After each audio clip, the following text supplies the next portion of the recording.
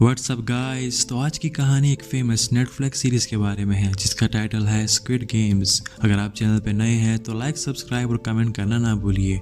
इस कहानी की शुरुआत में हम इसके मेन कैरेक्टर सियोंग को देखते हैं। सियोंग की बेटी का बर्थडे होता है लेकिन उसके पास पैसे नहीं होते क्योंकि वो जॉबलेस होता है। इसलिए सियोंग की मामा उसे कुछ पैसे देती है ताकि वो उसे अपने बेटी को डिनर करवा सके और वो दोनों आपस में कुछ अच्छा टाइम भी स्पेंड कर सके। लेकिन वो पैसे काफी कम होते हैं, इसी वजह से सियोंग अपनी मामा का एटीएम कार्ड चुरा लेता है और उससे सारे पैसे भी निकाल लेता है। जिसके बाद वो जुआ खेलने जाता है और तमाम पैसे हॉर्स राइडिंग पे लगा लेता है। लेकिन लकीली वो 4 मिलियन युआन जीत जाता है। सियोंग काफी खुश होकर अपने घर वापस आने लगता है लेकिन उसे रास्ते में कुछ लोग पकड़ लेते हैं। सियोंग ने इन लोगों से काफी पैसे उधार लिए होते हैं और वो लोग इनसे अपने पैसे वापस मांगते हैं। और जब सियोंग उन्हें पैसे देने के लिए अपने पॉकेट्स चेक करता है तो वो देखता है कि इसके पॉकेट्स में तो पैसे ही नहीं है। वो काफी हैरान रह जाता है लेकिन तब उसे याद आता है कि जब वो इन लोगों से भाग रहा था तब एक लड़की इसे टकरा गई थी और शायद उसी ने वो पैसे लिए होंगे। लेकिन वो लोग सियोंग को काफी मारते हैं और उसे 1 महीने का टाइम और दे देते हैं। इसके बाद सियोंग उठता है और कुछ पैसों की अरेंजमेंट करने के बाद अपनी बेटी को डिनर पर ले चलता है। इसके बाद सियोंग ट्रेन पकड़ने जाता है लेकिन लेट होने की वजह से उसकी ट्रेन छूट जाती है।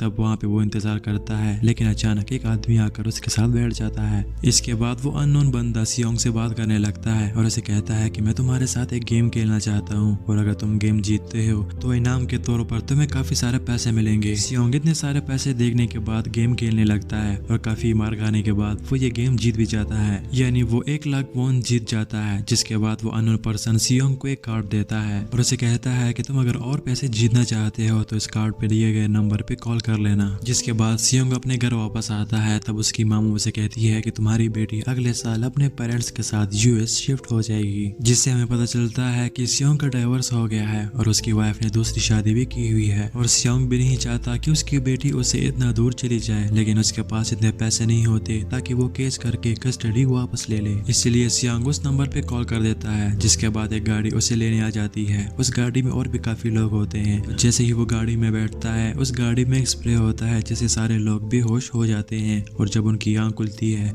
वो एक फैसिलिटी के अंदर होते हैं। वहाँ पे टोटल 456 लोग होते हैं जिन्होंने सेम यूनिफॉर्म पहना होता है क्योंकि ये सब यहाँ पे प्लेयर्स होते हैं जिन्होंने गेम खेलनी होती है। तमाम प्लेयर्स ग्रीन यूनिफॉर्म में होते हैं जबकि उन पर नजर रखने वाले रेड यूनिफॉर्म में होते हैं। वहाँ पे उनका एक लीडर भी होता है जो सब पर नजर रखता है। इन तमाम प्लेयर्स में एक बात ये कॉमन होती है कि उन सब ने काफी कर्जे लिए होते हैं और उनकी जिंदगी में कुछ मसाइल चल रहे होते हैं। इसके बाद सियोंग की मुलाकात एक बूढ़े आदमी से होती है जो प्लेयर नंबर 1 होता है। इस आदमी को ब्रेन ट्यूमर होता है और वो इसलिए यहाँ पे आता है क्योंकि उसकी लाइफ तो वैसे भी खत्म हो रही थी। और इसी के साथ साथ वहाँ पे 2 बंदों की फाइट होती है। उस लड़के का नाम जेंग जबकि उस लड़की का नाम साइबियोक होता है। साइबोक वही लड़की होती है जिसने सियोंग का जेब काटा होता है और वो उसे देख के ही पहचान लेता है। सियोंग उसके पास जाता है और अपने पैसे मांगता है। तब अचानक सामने वाला गेट खुलता है और रेड यूनिफॉर्म पहने वाले कुछ लोग वहाँ पे आ जाते हैं। यूनिफॉर्म पहने वाले तमाम लोगों का चेहरा भी छुपा होता है और वो प्लेयर से कहते हैं कि यहाँ पे टोटल 6 गेम्स खेली जाएंगी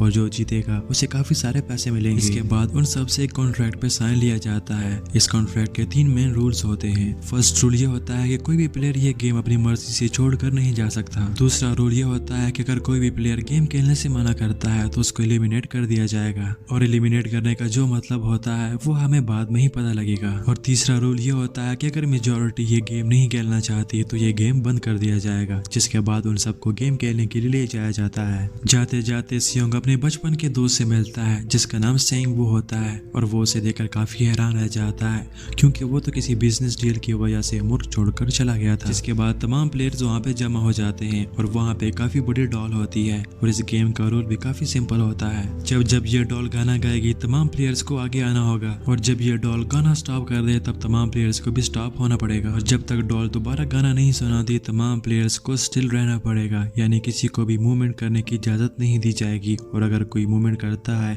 तो उसे एलिमिनेट कर दिया जाएगा। स्टार्टर में ये सबको एक प्रैंक ही लग रहा था लेकिन जैसे ही एक बंदा हिलता है तब उसको शूट कर दिया जाता है, यानी कि एलिमिनेट कर दिया जाता है। ये देखकर सारे प्लेयर्स शॉक हो जाते हैं और उन्हें पता चल जाता है कि वो डेंजर में है, जिस वजह से तमाम प्लेयर्स डर कर आगे पीछे भागने लगते हैं। लेकिन गेम का रूल होता है जो प्लेयर वहाँ पे हिलता है उन सबको एलिमिनेट एलिमिनेट कर दिया जाता है, यानी उनको शूट कर मार दिया जाता है। लेकिन काफी सारे ऐसे प्लेयर्स भी होते हैं जो रूल को फॉलो करते हुए सेफ्टी तक पहुंच जाते हैं, यानी कि वो सेफ लाइन क्रॉस कर देते हैं। और गेम खत्म होने के बाद जो प्लेयर मरा होता है उन सबको एक बॉक्स में बंद करके एक रूम में रख दिया जाता है। और फर्स्ट राउंड खत्म होने के बाद 456 प्लेयर्स में से 255 ही बच जाते हैं। इसी के साथ सारे प्लेयर्स भी काफी डर जाते हैं और मेजोरिटी ये गेम नहीं खेलना चाहती। और यही इस गेम का रूल भी होता है कि अगर मेजोरिटी ये गेम नहीं खेलना चाहती तो इस गेम को इधर ही स्टॉप कर दिया जाएगा। लेकिन तब वहाँ पे उनके लीडर आता है और वो सबसे वोटिंग करवाता है। लेकिन वोटिंग करवाने से पहले वो सबको प्राइज मनी भी दिखा देता है और वो कहता है कि तुम में से जीतने वाले को ये पूरी प्राइज मिल जाएगी, और अगर तुम लोग ये गेम नहीं खेलना चाहते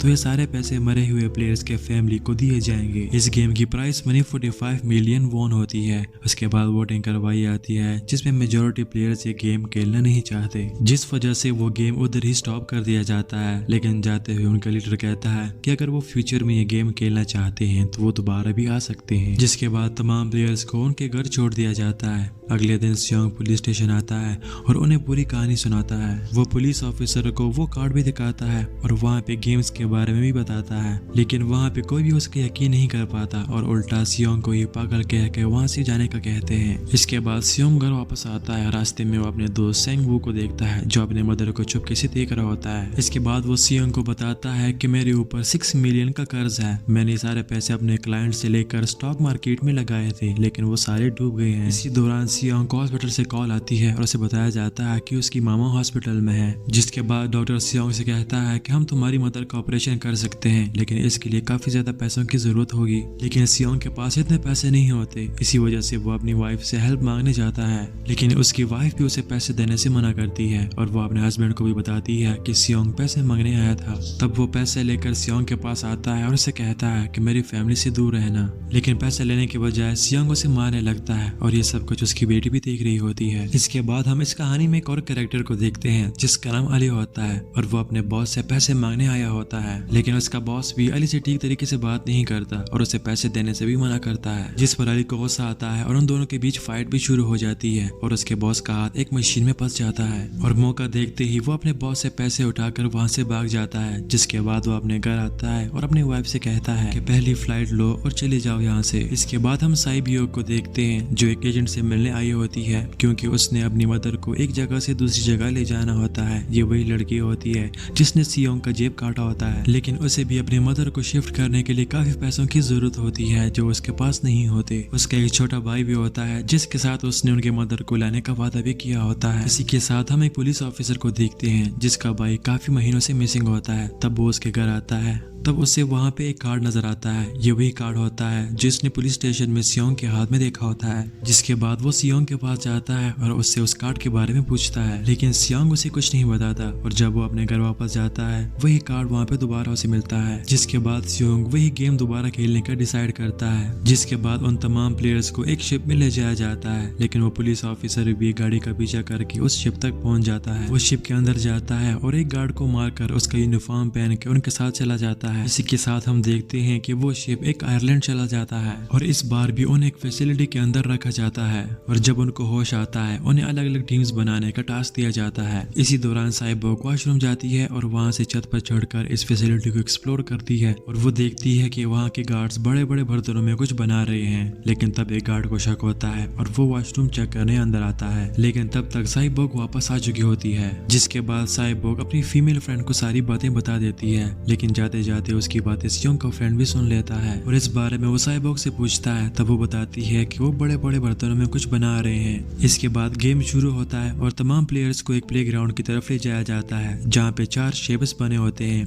और हर प्लेयर को एक शेप सेलेक्ट करना होता है। इसके बाद उन सबको एक छोटा बर्तन दिया जाता है जिसमें वो शेप्स बने होते हैं और उनका गेम भी यही होता है कि उन्होंने बगैर डैमेज किए उस शेप को बाहर निकालना होता है। लेकिन अगर वो शेप जरा भी डैमेज हो गई तो उनको एलिमिनेट कर दिया जाएगा। इसके बाद गेम शुरू हो जाता है और सारे प्लेयर्स अपने शेप निकालने शुरू हो जाते हैं। इस गेम के दौरान सियोंग काफी परेशान हो जाता है, लेकिन काफी मेहनत करने के बाद वो ये गेम जीत जाता है और वो तमाम प्लेयर्स जिनसे वो शेप डैमेज हुई होती है उन सबको मार दिया जाता है। गेम खत्म होने के बाद तमाम प्लेयर्स को उनके रूम ले जाया जाता है। तब हमें पता चलता है कि ये गेम खेलने के लिए टोटल 187 प्लेयर्स आए हुए थे, जिसमें से 108 ही बचे हुए हैं। इसके बाद सब प्लेयर्स को खाना खिलाया जाता है, जहाँ पे जेंग की एक लड़के के साथ फाइट हो जाती है और वो उस लड़के को इतना ज्यादा मारता है कि वो मौके पे ही मर जाता है। इसी के साथ हम देखते हैं कि इन प्लेयर्स में से एक प्लेयर डॉक्टर भी होता है, जो वहाँ के गार्ड्स के साथ मिलकर मरे हुए तमाम प्लेयर्स के ऑर्गन्स निकालता है और वही ऑर्गन्स वो चाइनीज को भेजा करते थे। लेकिन असल में ये काम उनके फ्रंटमैन लीडर से छुप कर होता था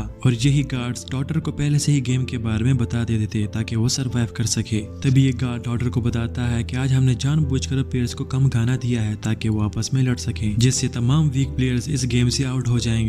और साथ ही साथ वो डॉक्टर को अगली गेम के बारे में भी बता देता है। इसके बाद दिखाया जाता है कि 30 मिनट के बाद लाइट्स ऑफ होने वाली थी, इसीलिए सियोंग की टीम जेंग की टीम के पास जाती है और उन्हें रिलैक्स होने का कहती है। साथ में हम देखते हैं कि वो डॉक्टर भी जेंग की टीम का प्लेयर होता है और वो उसे अगले गेम के बारे में भी बताता है। इसके बाद लाइट्स ऑफ हो जाती हैं और जेंग अपनी टीम के साथ मिलकर बाकी तमाम लोगों को मार रहा होता है, लेकिन वहाँ पे गार्ड्स आ जाते हैं। तब हमें पता चलता है कि 108 प्लेयर्स में से अब सिर्फ 80 प्लेयर्स ही रह गए हैं। इसके बाद अगले दिन उन तमाम प्लेयर्स को एक और गेम खेलने के लिए ले जाया जाता है, जहाँ पर उन्हें 10-10 मेंबर्स की टीम बनाने का कहा जाता है। जिसके बाद तमाम प्लेयर्स ऐसा ही करते हैं और अपनी टीम्स बनाने लगते हैं। अब चूंकि जेंग को पहले से इस गेम के बारे में पता होता है, इसी वजह से वो अपनी फीमेल फ्रेंड को अपने पास नहीं रखता, अपनी टीम में वो सिर्फ मर्दों को ही रखता है। साथ साथ हम सियोंग को भी देखते हैं जो अपनी टीम बना रहा होता है, लेकिन उनके पास एक प्लेयर की कमी होती है। तभी वो लड़की आकर उनके साथ शामिल हो जाती है। इनकी अगली गेम टग ऑफ वार होती है, जिसमें उन्होंने अपने सामने वाले टीम को नीचे गिराना होता है। इसके बाद गेम स्टार्ट हो जाता है और जेंग की टीम काफी आसानी से दूसरी टीम को हरा देती है।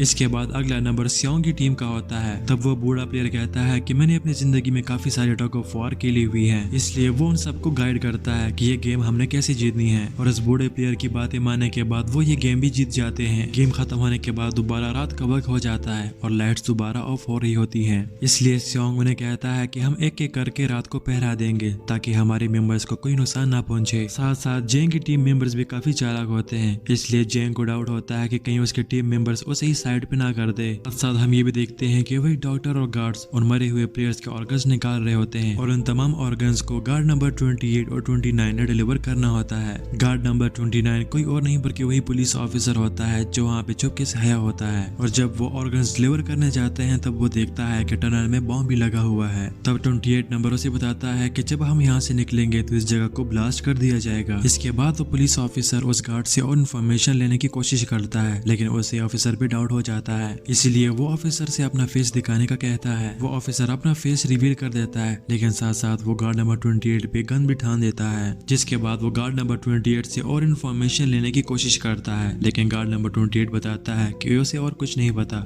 अगर उसे और इन्फॉर्मेशन चाहिए तो वो लीडर के रूम जा सकता है, वहाँ पे उसे सारी इन्फॉर्मेशन मिल जाएगी। और ये सुनने के बाद वो उस गार्ड को भी मार देता है। इसी के साथ हम उस डॉक्टर को देखते हैं जो गार्ड से अगली गेम के बारे में पूछता है, लेकिन गार्ड्स को भी अगले गेम के बारे में कोई इन्फॉर्मेशन नहीं होती, जिस पर डॉक्टर को गुस्सा आ जाता है और वो एक गार्ड से लड़ने लगता है। और इसी फाइट में वो डॉक्टर उस गार्ड को मारकर वहाँ से भाग जाता है। तब दूसरा गार्ड उसका पीछा करने लगता है। तब वो दोनों प्लेग्राउंड तक पहुंच जाते हैं, जहाँ पर गार्ड डॉक्टर को अपनी बातों में फंसाकर उसे मारने वाला होता है, लेकिन वहाँ पर उनका लीडर यानी फ्रंटमैन आता है और वो उन दोनों को मार देता है। इसके साथ साथ उन्हें गार्ड नंबर 28 की बॉडी भी मिल जाती है, जिससे इन्हें ये भी पता चल जाता है कि फैसिलिटी में कोई और भी घुस आया है। इसी के साथ हम देखते हैं कि वो पुलिस ऑफिसर फ्रंटमैन के रूम तक पहुंच जाता है और वो एक ऐसे रूम के अंदर चला जाता है जहाँ पे तमाम लोगों के रिकॉर्ड्स रखे हुए थे, जहाँ पर उसके भाई का नाम भी होता है और उसमें ये भी लिखा होता है कि उसका भाई इस गेम का विनर रह चुका है। इसके बाद 4th गेम शुरू होता है और तमाम प्लेयर्स को अपने लिए एक एक पार्टनर चूज करने का कहा जाता है। इसके बाद ये गेम शुरू हो जाती है और तमाम प्लेयर्स को 10-10 मार्बल दिए जाते हैं। इस गेम में हर प्लेयर को अपने पार्टनर से मार्बल लेने पड़ेंगे और गेम खत्म होने के बाद जिस प्लेयर के पास कम मार्बल हुए वो हार जाएगा और उसे एलिमिनेट कर दिया जाएगा। अली और सेंग वो पार्टनर होते हैं और वो भी ये गेम खेलने लगते हैं और वो इस गेम को ऑड इवन के तरीके से खेलते हैं। इस गेम के दौरान अली तमाम मार्बल जीत जाता है और सेंगू के पास सिर्फ एक मार्बल रह जाता है, लेकिन सेंगू काफी चालाकी के साथ अली को ट्रिक करता है और सारे मार्बल्स ले लेता है। जिसके बाद वो गार्ड के पास जाता है और उसे वो मार्बल्स देख के वहाँ से चला जाता है। और जब अली अपने मार्बल्स चेक करता है उसके पास सिर्फ पत्थर होते हैं, जिसके बाद उसे एलिमिनेट कर दिया जाता है। इसके बाद सियांग और उसका बूढ़ा पार्टनर आपस में गेम खेलने लगते हैं। ये दोनों भी ऑड इवन पैटर्न से गेम खेलते हैं और वो बूढ़ा आदमी सियांग को बआसानी हरा देता है, लेकिन आखिरी राउंड में वो भूल जाता है कि उसने क्या चूज किया होता है। इसी वजह से सियांग उसे ट्रिक करता है और उससे सारे मार्बल्स ले लेता है, लेकिन अब भी बूढ़े आदमी के पास एक मार्बल बचा होता है और वो सियांग को ट्रिक करता है और गेम खेलने से मना करता है। सियांग उसके पास जाता है और उसकी मिन्नतें करता है, लेकिन वो बूढ़ा आदमी से कहता है कि मुझे पता है कि तुमने सारे मार्बल्स ट्रिक करके मुझसे लिए हुए हैं। वो ये भी कहता है कि मुझे सब कुछ पता था, लेकिन मैं सिर्फ पागल बनने की एक्टिंग कर रहा था। ये सब सुनने के बाद सियांग को उस पे तरस आ जाता है और वो सारे मार्बल्स उसको दे देता है, लेकिन वो बूढ़ा आदमी सियांग से मार्बल्स नहीं लेता और उसे कहता है कि मेरी जिंदगी पूरी हो चुकी है। इसी के साथ साथ साइबियोक भी अपने दोस्त के साथ ये गेम खेल रही होती है, लेकिन उसकी दोस्त जानबूझकर ये गेम हार जाती है और उसे बताती है कि मेरे आगे पीछे कोई नहीं है और तुम्हारे ऊपर तुम्हारे भाई और तुम्हारी मामा की रिस्पॉन्सिबिलिटी है, इसलिए मुझे मरना होगा और तुम्हें जीना पड़ेगा। ये गेम भी खत्म हो जाता है और हारे हुए तमाम प्लेयर्स को एलिमिनेट कर दिया जाता है और जीते हुए तमाम प्लेयर्स अपनी जगह पे वापस आ जाते हैं। इसी के साथ साथ हम देखते हैं कि फ्रंटमैन को पुलिस ऑफिसर का आईडी कार्ड भी मिल जाता है और उनके वीआईपी गेस्ट भी वहाँ पे आ जाते हैं, जिसके बाद फ्रंटमैन वीआईपीज़ की आने की खबर एक और आदमी को भी देता है। ये आदमी ही इन सब का लीडर होता है और ये आदमी कौन होता है ये आगे जाके ही हमें पता लगेगा। अगले दिन तमाम प्लेयर्स को 5th गेम खेलने के लिए ले जाया जाता है, जहाँ पर 1 से लेकर 16 तक नंबर होते हैं और उन सबको एक नंबर चूज करने का कहा जाता है। ये नंबर चूज करने का मतलब ये होता है कि जो प्लेयर जो नंबर चूज करेगा उसकी बारी उस नंबर के हिसाब से ही आएगी। इसके बाद सिर्फ पहला और 16 नंबर रह जाता है और सियांग उन दोनों नंबर को चूज करने में काफी कंफ्यूज होता है,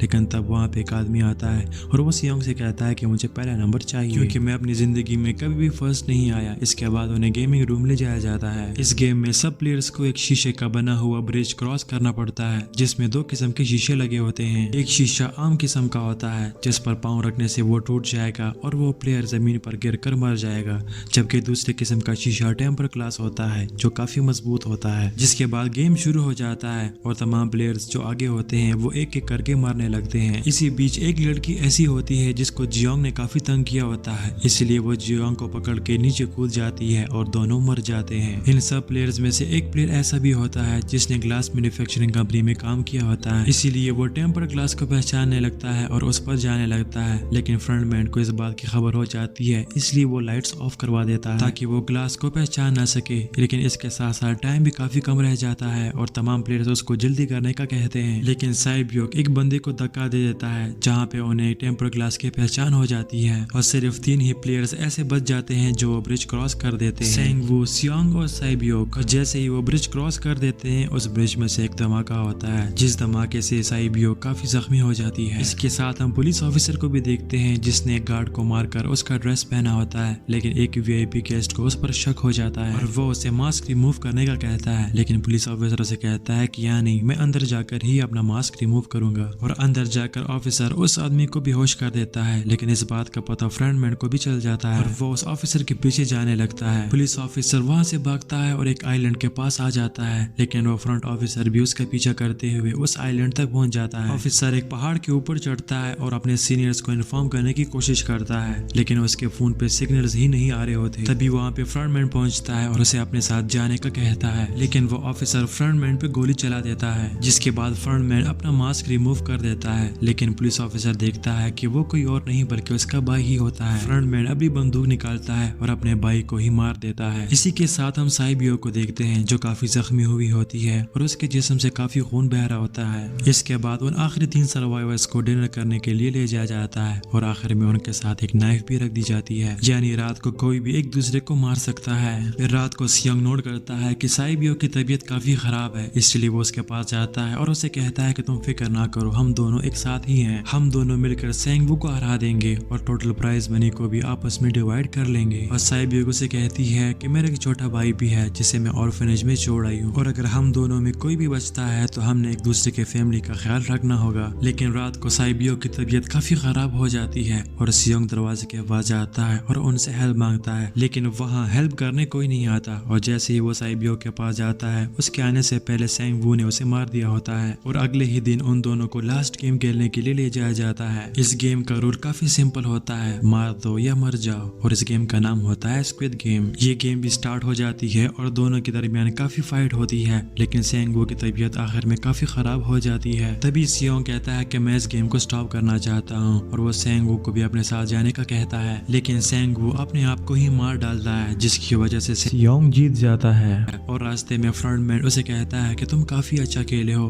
लेकिन मुझे तुमसे ये गेम जीतने की उम्मीद नहीं थी। उसके पास एक एटीएम कार्ड भी होता है और जब वो अपना एटीएम कार्ड चेक करता है उसमें सारे पैसे आए होते हैं। इसके बाद सियोंग अपने घर वापस जाता है, लेकिन तब तक उसकी मदर की भी डेथ हो चुकी होती है। इसके बाद 1 साल का अरसा गुजर जाता है और हम सियोंग को देखते हैं जिसकी हालत काफी खराब हुई होती है, यानी कि वो नशा करने लग गया होता है और उसने अब तक उन तमाम पैसों को हाथ नहीं लगाया होता है। और एक दिन अचानक उसे फूल देने वाली एक औरत आती है और वो उसे एक फूल देती है जिसमें एक वही कार्ड होता है और उस पर एक एड्रेस भी लिखा होता है। जिसके बाद सियोंग उस एड्रेस पे जाता है जहाँ पे उसे पता चलता है कि ये सब कुछ किसी और का नहीं बल्कि उस बूढ़े प्लेयर का ही किया धरा है जो अब भी जिंदा होता है। और वो सियोंग से कहता है कि ये सारे गेम्स मैंने अपने क्लाइंट्स के साथ मिलकर बनाई हैं ताकि हम लोगों को मरता हुआ देखकर एंजॉय कर सके। साथ में ये भी कहता है कि हमने किसी को गेम खेलने पे मजबूर नहीं किया, बल्कि सब तो अपनी मर्जी से आए हुए थे और मैंने गेम में भी इसीलिए पार्टिसिपेट किया क्योंकि गेम देखने से ज्यादा उसे खेलने में मजा आता है। और वो उसे कहता है कि जो पैसे तुम्हारे पास हैं वो सारे मेरे ही हैं। और ये कहने के बाद उसकी मौत हो जाती है।